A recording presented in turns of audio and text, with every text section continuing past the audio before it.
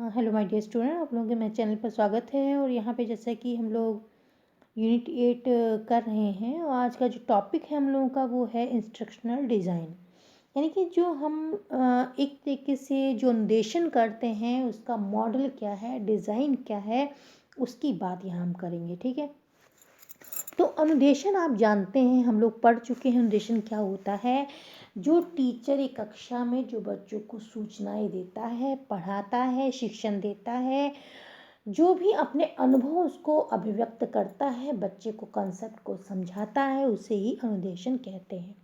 और जब हम उसमें उस अनुदेशन में हम जब मॉडल यानी कि जब डिज़ाइंस यूज़ करते हैं, जैसे कि अभी हम लोग आगे बहुत से मॉडल अनुदेशन के पढ़ेंगे, तो उसी को इंस्ट्रक्शनल डिज़ाइन कहा जाता है।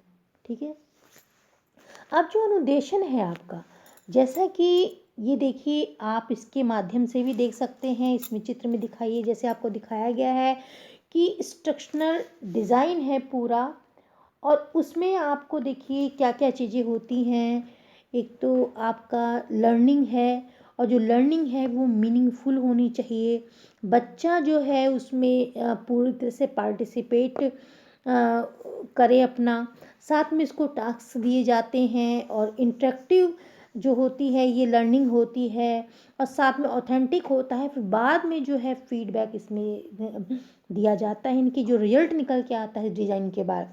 तो ये पूरा जो है इसी को इंस्ट्रक्शनल डिज़ाइन कहते हैं। ठीक है, ये आप अब हम लोग देखते हैं जी, जो ये इंस्ट्रक्शनल डिज़ाइन है, इसमें अनुदेशन का जो प्रारूप है, डिज़ाइन है, से तात्पर्य आधुनिक कौशल यानी कि जो भी स्किल, जो भी हम विधियाँ, जो भी प्रविधियाँ लगाते हैं बच्चों को पढ़ाते समय, मेथड लगाते हैं, तो उस डिज़ाइन से तात्पर्य है कि आधुनिक कौशल तथा प्रविधियों की शिक्षा तथा प्रशिक्षण की आवश्यकताओं के लिए प्रयोग करना। ठीक है, उन कौशल का, उन स्किल का, उन प्रविधियों का, जैसे हम कंप्यूटर का यूज़ करें, स्मार्ट बोर्ड का यूज़ करें, प्रोजेक्टर का यूज़ करें, स्लाइड का यूज़ करें, जो भी चीज़ों का यूज़ करते हैं शिक्षा तथा प्रशिक्षण की आवश्यकताओं के लिए प्रयोग करते हैं। और उसी को हम जो विधियाँ लगाते हैं, साधन यूज़ करते हैं, वातावरण भी इसमें सम्मिलित है। जो वहाँ का, जो हम बच्चों को पढ़ाते हैं, इंस्ट्रक्शन देते हैं, वहाँ का वातावरण कैसा है, ये सभी चीज़ें जो हैं एक डिज़ाइन में, एक मॉडल में, एक अनुदेशन डिज़ाइन में शामिल होती हैं। तो सभी विधियां, साधन, वातावरण सम्मिलित किए जाते हैं जो अधिगम को सुगमता और सरलता प्रदान करते हैं। अब जो ये इंस्ट्रक्शनल डिज़ाइन हम लगाते क्यों भाई? पहले तो जो पहले की जो पढ़ाई होती थी स्कूलों में, तो कुछ नहीं, ऐसे बस गुरुजी बैठे रहते थे, बच्चों को पढ़ा देते थे, चले जाते थे। लेकिन आज हम, जबकि आज की शिक्षा शिक्षक के बालक केंद्रित हो गई है, बालकों के मनोविज्ञान के हिसाब से, उनके व्यवहार को समझ के, उसके मन के हिसाब से, उनके उम्र को देख के, हर चीज़ के उनके लेवल के हिसाब से उनको सिखाया जाता है। तो यहाँ पे हम अधिगम को, लर्निंग को बहुत इफ़ेक्टिव बनाने के लिए हम जो मॉडल तैयार कर रहे हैं, शिक्षण मॉडल तैयार कर रहे हैं, इंस्ट्रक्शनल डिज़ाइन तैयार कर रहे हैं, उसकी बात हो रही है। ठीक है, वो प्रविधियाँ जो यूज़ की जाती हैं, जो स्किल यूज़ किए जाते हैं, जो साधन यूज़ किए जाते हैं बच्चों को पढ़ाने के लिए, उसकी बात यहाँ पे की जा रही है, ताकि जो शिक्षा के उद्देश्य हमने निर्धारित किए हैं, जो बच्चों की आवश्यकताएं हैं, वो सब उनकी पूर्ति हो पाए। ठीक है, तो इसीलिए इंस्ट्रक्शनल डिज़ाइन का यूज़ किया जाता है। और अब आगे हम देखते हैं, आगे क्या है कि जो ये डिज़ाइन है, इंस्ट्रक्शनल डिज़ाइन जो है, इसकी व्यवस्था जो है प्रशिक्षण समस्याओं के प्रति। अब इसमें देखिए, जब हम बच्चों को प्रशिक्षण देते हैं या बच्चों को शिक्षा देते हैं, तो बहुत सी समस्याएं उभर के आती हैं शिक्षा में। तो एक, अगर हम उसका वैज्ञानिक रूप से उसको हल करना चाहें, प्रॉब्लम को सॉल्व करना चाहें, तो हमको एक सिस्टम के माध्यम से चलना पड़ेगा। जैसे मान लीजिए, आप अपना कोई भी लक्ष्य आपका है, उसको पूरा करना चाहते हैं, तो आप एक सिस्टम बनाएंगे, एक तरीका अपनाएंगे, प्रणाली अपनाएंगे उसको हल करने के लिए। तो उसी तरीके से अगर एक देश को भी एक प्रधानमंत्री चलाता है, तो पूरी सिस्टम, वहाँ पे पूरा सिस्टम होती है, लोकसभा है, राज्यसभा है, स्टेट गवर्नमेंट है, फिर आपकी पंचायत है, सब एक सिस्टम से चल रहा है, तब उनके उद्देश्यों की प्राप्ति, देश के उद्देश्यों की प्राप्ति होती है।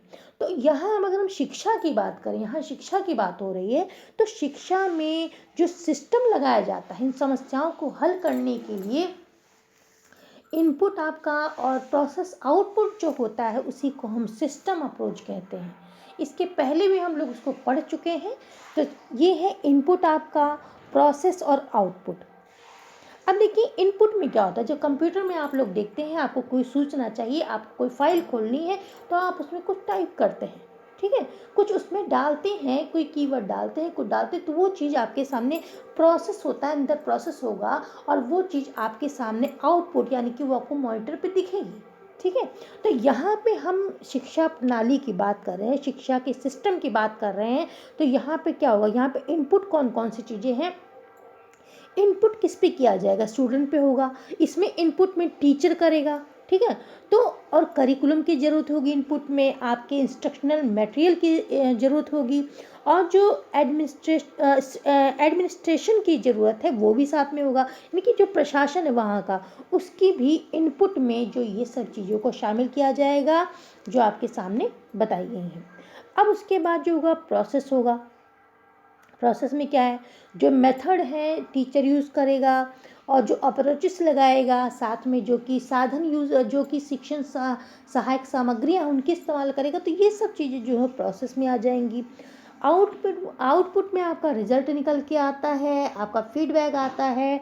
तो जो भी output is the product of system, उस सिस्टम जो हमने अपनाया है उसका जो आउटपुट है, प्रोडक्ट है, जो कि आया, क्या निकल के आया है, क्या रिजल्ट आया है, मूल्यांकन के बाद फीडबैक क्या है, तो इन उसमें फिर हम देखते हैं। उसके बाद फिर अगर इम्प्रूव करने की ज़रूरत है तो इम्प्रूव करते हैं, और उसको फिर मूल्यांकन दोबारा होता है, और उसी को हम रिजल्ट की बात यहाँ पे होती है। बेसिकली रिजल्ट है जो भी उसके बाद ये प्रोसेस होने के बाद जो भी हमारा रिजल्ट आया है उसी की बात हो रही है। तो ये आपका इनपुट हो गया, प्रोसेस हो गया, और आउटपुट हो गया। चलिए आगे देखते हैं। आगे देखिए आपको चित्र के माध्यम से भी इसमें बताया गया है कि जैसे देखिए इनपुट है, फिर प्रोसेस हो रहा है, फिर आपका आउटपुट निकल के आ रहा है। चलिए अब जब हम अनुदेशात्मक अभिकल्प बनाते हैं, मॉडल बनाते हैं, तो हम कुछ बातों का ध्यान भी रखते हैं कि अब हम कोई चीज़ बनाने जा रहे हैं तो कोई ना कोई ऑब्जेक्टिव तो उसका होना ही चाहिए, कोई उद्देश्य होना चाहिए, ऐसे तुम कोई कार्य करेंगे नहीं, कोई काम नहीं करेंगे। तो जो हम ये मॉडल बनाएंगे जो इंस्ट्रक्शन का है, तो इसमें बनाते समय किन बातों का ध्यान रखेंगे इसको देख लीजिए। तो इसके पहले हम मॉडल देखते हैं, आखिर मॉडल क्या चीज़ है। तो देखिए मॉडल जो है, आपने देखा होगा कोई भी चीज़ बनाते हैं, ठीक है, कोई भी चीज़ अगर हम लोग निर्माण किया जाता है उसका मॉडल पहले बनाया जाता है। तो ये यहाँ पे शिक्षा के मॉडल की, इंस्ट्रक्शन के मॉडल की बात हो रही है। तो शिक्षण प्रतिमान यानी कि जो मॉडल है शिक्षण प्रक्रिया से पूर्व, ठीक है, शिक्षण प्रक्रिया से पहले जो हम शिक्षण की प्रक्रिया करने जा रहे हैं, जो भी अनुदेशन देने जा रहे हैं, उससे पूर्व निर्धारित उद्देश्य, जो कि उद्देश्य पहले से निर्धारित है, उद्देश्यों की प्राप्ति हेतु निर्धारित प्रारूप के अनुकूल विभिन्न शिक्षण विधियों का, जो भी शिक्षण विधियां हम लगा रहे हैं, क्रियाएं लगा रहे हैं, नीतियां लगा रहे हैं, प्रविधियों का यूज़ कर रहे हैं, युक्तियां लगा रहे हैं। युक्त एक मुक्त और गत्यात्मक यानी गतिशील सुनियोजित बहुमुखी प्रक्रिया है, ठीक है, और जिसके अंतर्गत प्रेरक और शैक्षिक वातावरण वांछित विकास के साथ साथ छात्र में वांछित व्यवहार परिवर्तन का लाने का प्रयास किया जाता है। किसके माध्यम से, मॉडल के माध्यम से, ठीक है। अब हम देखते हैं कि कौन कौन सी बातों का ध्यान रखना है। तो मॉडल बनाते समय सबसे पहले समस्या की हम पहचान कर लेंगे, परिस्थिति और वहाँ पे क्या परिस्थिति है उसका हम विश्लेषण करेंगे, उचित प्रबंधन की व्यवस्था करेंगे, जो उद्देश्य हैं बच्चों की नीड के अनुसार वो हम देखेंगे, उद्देश्यों की पहचान करेंगे, सामग्री का जो हमारे पास सामग्री है, जो भी चीज़ें हैं पढ़ाने के लिए, उनका विशिष्टीकरण करेंगे। अभिकल्प प्रतिमान का निर्माण करेंगे, जो भी मॉडल है उसका निर्माण करेंगे और फिर मॉडल का परीक्षण भी करेंगे। उस मॉडल को एक बार पहले ही अप्लाई करके देख लेंगे कि कितना यूज़फुल है। तो मॉडल का परीक्षण करेंगे और फिर उसको अप्लाई करेंगे, कार्यान्वयन करेंगे और फिर उसके बाद अनुवर्तन, अगर उसमें सुधार की ज़रूरत है, कुछ रिवाइज करने की ज़रूरत है तो फिर उसको किया जाएगा। अब जो हमारे सिलेबस में देखिए मॉडल दिया गया है वो है ADDIE मॉडल, ठीक है। तो इसमें ए से एनालिसिस है, फिर है डी से डिज़ाइन, फिर दूसरे डी से है डेवलपमेंट और आई से है इम्प्लीमेंटेशन, ठीक है। तो ये चीज़ें हैं और उसके बाद ये इसकी सी फुल फॉर्म हो गई। अब हम ये मॉडल देखते हैं तो मॉडल में देखिए क्या क्या है। देखिए मॉडल जो है ए से देखो एनालिसिस है, यानी कि जो छात्र है या स्कूल है या जो हमने शिक्षा के उद्देश्य निर्धारित किए उनकी नीड क्या है और रिक्वायरमेंट क्या है। यहाँ पे देखते हैं कि जो शिक्षार्थी कौन है, उसकी एज क्या है, उसकी विशेषताएं क्या है, उसकी रुचियाँ क्या हैं, उसकी सीखने की क्षमता क्या है और उसको कौन कौन से टास्क दिए जाएं और वो किस तरीके से वो एक्टिव हो कि उसमें पार्टिसिपेट कर रहा है कि नहीं। करंट जो कैपेबिलिटी है उसकी उस समय की, जब उसको हम ये उसका जब विश्लेषण करेंगे देखेंगे कि अब जो उसको अनुदेशन दिया जाएगा तो उसका इस समय की क्षमता क्या है, सीखने की कितनी क्षमता है, उसके अंदर सीखने की कैपेबिलिटी उसकी कितनी है, उसकी नीड क्या है, उसकी रिक्वायरमेंट क्या है, उसके टास्क क्या है और पार्टिसिपेंट, ये सारी चीज़ें उसमें देखी जाएंगी। उसके बाद डिज़ाइन की बात आती है। डिज़ाइन में देखिए लर्निंग ऑब्जेक्टिव जो है वो देखते हैं, डिलीवरी जो है फॉर्मेट किस तरीके से डिलीवर करना है लेक्चर्स उसको देखना है, किन विधियों का इस्तेमाल करना है, एक्टिविटीज़ कौन सी करानी है, एक्सरसाइज कौन सी करानी है, इन सब चीज़ों को देख लेते हैं डिज़ाइन बनाते समय। फिर जो डेवलप करने की बात आ रही है कि डेवलप कैसे कर रहे हैं, क्रिएट प्रोटोटाइप्स और डेवलप कोर्स मटेरियल, जो भी कोर्स मटेरियल है, जो पाठ्यक्रम है उसको देखते हैं, रिव्यू देखते हैं। फिर जब उसको यूज़ कर लिया फिर उसका रिव्यू देखते हैं कि ठीक है, कितना कोर्स मटेरियल इसमें ठीक है, उसका विकास किस तरीके से हो रहा है, इन सब चीज़ों का ध्यान रखते हैं। उसके बाद इम्प्लीमेंट है कि जो भी इम्प्लीमेंट हमने कैसे किया है, ट्रेनिंग है, इम्प्लीमेंटेशन है, इनका सब कैसे यूज़ किया, टूल है इन प्लेस, इनका कैसे प्रयोग कर रहे हैं, इनको देखेंगे। उसके बाद सॉरी फिर उसको वैल्यूएट करेंगे। ये सब चीज़ उसमें देखेंगे, नॉलेज, बिहेवियर, रिजल्ट, इन सब चीज़ों को देखेंगे, ठीक है। तो ये आपका हो गया मॉडल, ADDIE मॉडल, ठीक है। अब जो ये मॉडल है इसमें देखिए जैसे मैंने ई का है एवोल्यूशन और देखिए इसमें ADDIE मॉडल का जो विकास है, ठीक है, जो विकास है इसका फ्लोरिडा स्टेट यूनिवर्सिटी में हुआ है। और विशेष रूप से जो अगर हम बोलें तो इसका जो पहला यूज़ हुआ था या इसका विकास हुआ था उस सैन्य प्रशिक्षण, यानी कि जो सैनिकों का प्रशिक्षण होता है उसके लिए इसका प्रयोग किया गया था कि कैसे लोगों को प्रशिक्षित किया जाए तथा जो उनका कोर्स मटेरियल है, पाठ्यक्रम का विकास कैसे किया जाए, तो इसके लिए इसको लागू किया गया था। फिर इसका शिक्षा में भी यूज़ होने लग गया, ठीक है। अब पहला देखिए ए का, जैसे कि हम लोग अभी पढ़ चुके हैं, विश्लेषण होता है। ए का मतलब है विश्लेषण होना, इसमें जो आपके अनुदेशात्मक समस्याएं आती हैं, उद्देश्यों को पूर्ण रूप से स्पष्ट किया जाता है। सीखने के वातावरण, सीखने वाला जो बच्चा है उसके ज्ञान, उसकी क्षमता, उसकी नीड, उसकी रिक्वायरमेंट, सब चीज़ों की जांच होती है। उसका कौशल कितना है, उपस्थित उस समय क्षमता उसकी कितनी है, सबकी जांच की जाती है, ठीक है। उसके बाद सेकंड आपने पढ़ा था कि डिज़ाइन, मैंने बताया आपको कि इसमें लक्ष्यों को प्राप्त करने के लिए नियोजित रणनीतियाँ, डिज़ाइन क्या बनाए जाएं, फिर उसको फिर उसका रिव्यू देखते थे, विकास और विश्लेषण करते हैं। तीसरा है आपका डी, इसमें विकास होगा, जो डिज़ाइन हमने बनाया है उसको विकसित करेंगे, ठीक है। उसके बाद इम्प्लीमेंट है कि उसको कैसे उसको प्रयोग किया जाए, जो भी हमने डिज़ाइन बनाया है उसको इम्प्लीमेंट कैसे किया जाए। शिक्षार्थियों की तैयारी के लिए नए उपकरण जो हम यूज़ कर रहे हैं, जो हमने बनाए हैं, जो स्टडी मटेरियल बनाया है बच्चों के लिए, जो भी जो भी पीपीटी बना, जो भी प्रेजेंटेशन बनाई है बच्चों के लिए यूज़ करने के लिए, तो उनका सबका कैसे इम्प्लीमेंट किया जाए, और जैसे हार्डवेयर सॉफ्टवेयर छात्रों को प्रशिक्षण कैसे दिया जाए, आदि चीज़ों को ध्यान में रखा जाता है।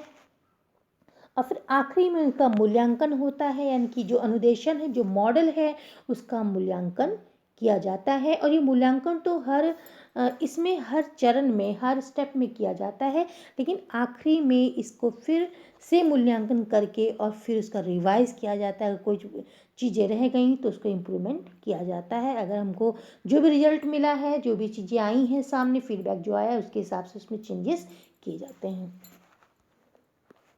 चलिए, अब जो मॉडल है आपका वो है ASSURE मॉडल। ठीक है, अब इसमें देखिए पहला आपका है एनालिसिस लर्नर, यानी कि जो लर्नर है, जो सीखने वाला है, जो छात्र है, उसको हम विश्लेषण करते हैं। ठीक है, उसमें उसकी एज क्या है, उसकी क्षमता क्या है, रुचियाँ क्या हैं उसकी, और साथ में वो सीखने की उसकी शैली कैसी है। जैसे कोई कोई बच्चा है सुन के सीखता है, कोई बच्चा है कोई चीज़ लिख के सीखता है, कोई देख के कोई चीज़ जल्दी सीख लेता है। तो ये इन सब चीज़ों को भी देखेंगे उसको, और बच्चे की क्षमता क्या है, एज क्या है, हर चीज़ को हम एनालिसिस करेंगे।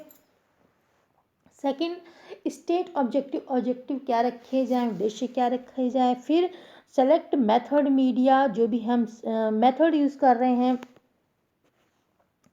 और उसके बाद जो मीडिया यूज़ कर रहे हैं, मटेरियल यूज़ कर रहे हैं, उन सबको देखेंगे। फिर चौथा है कि यूटिलाइज मीडिया एंड मटेरियल, कि हमने मटेरियल बना लिया, ठीक है, और जो हमारा मेथड है, और जो मीडिया और मेथड मटेरियल है शिक्षा का, इनको हम यूटिलाइज कैसे करें, इनका प्रयोग कैसे करें, ठीक है। और फिर आपका है रिक्वायर द लर्नर पार्टिसिपेंट, यानी कि जो भी लर्नर है, उस लर्नर को वो एक्टिव होके उन चीज़ों में पार्टिसिपेट अपना कर रहा है, एक्टिव होके। उसके लिए हम बहुत सी चीज़ें उसको करा सकते हैं, क्वेश्चन आंसर बीच में पूछते रहते हैं, डिस्कशन करा सकते हैं, उनको छोटे छोटे टास्क दे सकते हैं। तो इस तरीके से हम देखते हैं कि वो एक्टिव है बच्चा कि नहीं है, यानी पार्टिसिपेट वो पूरी तरह से उसमें कर रहा है कि नहीं कर रहा है। ठीक है, इस तरीके से देखते हैं।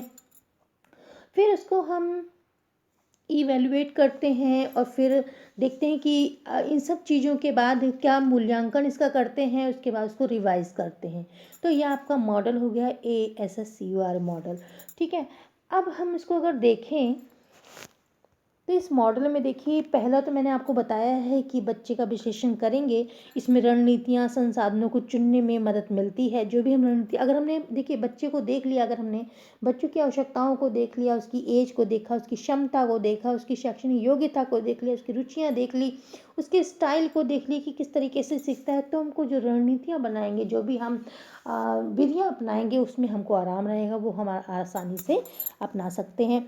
फिर देखिए, फिर है स्टेट, स्टैंडर्ड एंड ऑब्जेक्टिव।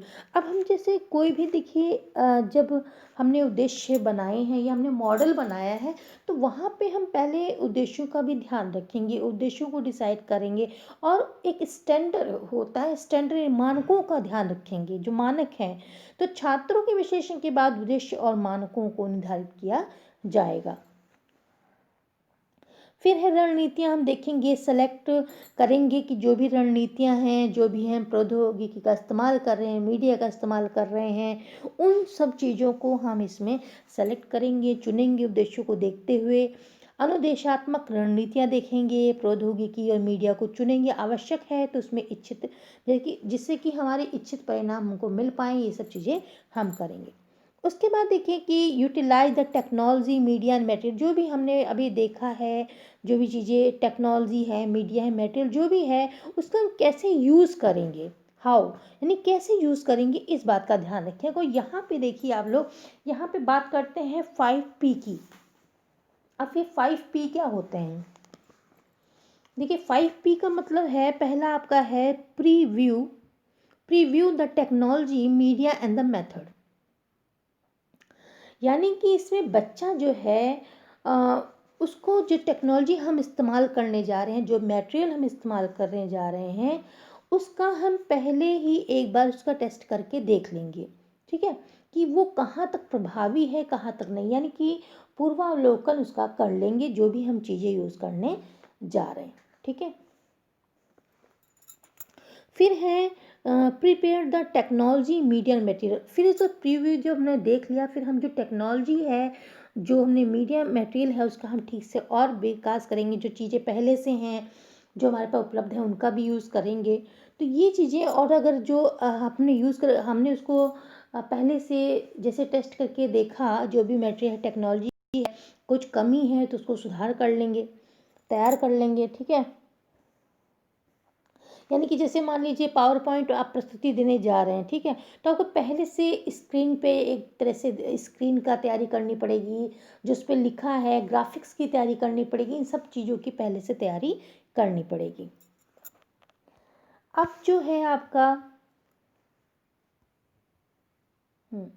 अब आपका है कि प्रिपेयर द इन्वायरमेंट।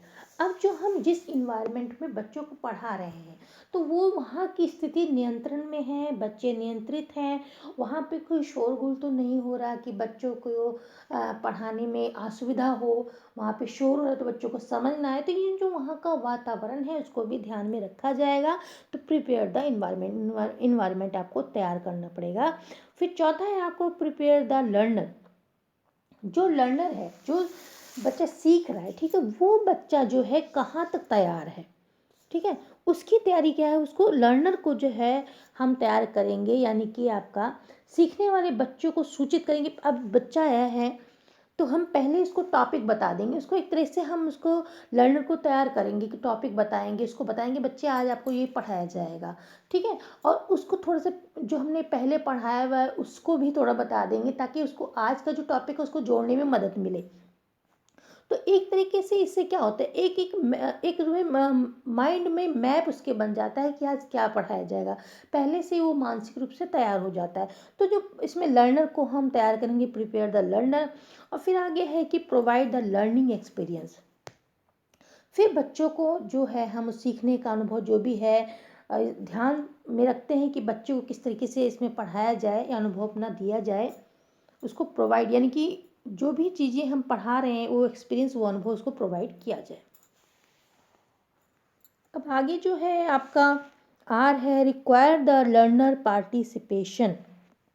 यानी बच्चे उसमें पार्टिसिपेट कर रहा है एक्टिव होके, उसके लिए हमें क्या करना, छात्रों का वर्ग और स्तर और रुचियाँ तो इसमें देखेंगे ही कि बच्चा किस स्तर का है, इन सब चीज़ों को देखेंगे। उसके बाद बच्चे को हम क्या करा सकते हैं, उसको एक्टिव रखने के लिए देखिए, अब एक्टिव रखने के लिए तो हम स्मार्ट बोर्ड का उसका प्रयोग करते हैं, प्रोजेक्टर का प्रयोग करते हैं, चित्रों का प्रयोग करते हैं उसको एक्टिव रखने के लिए, कि उसका ध्यान जो है वो उसकी तरफ रहे।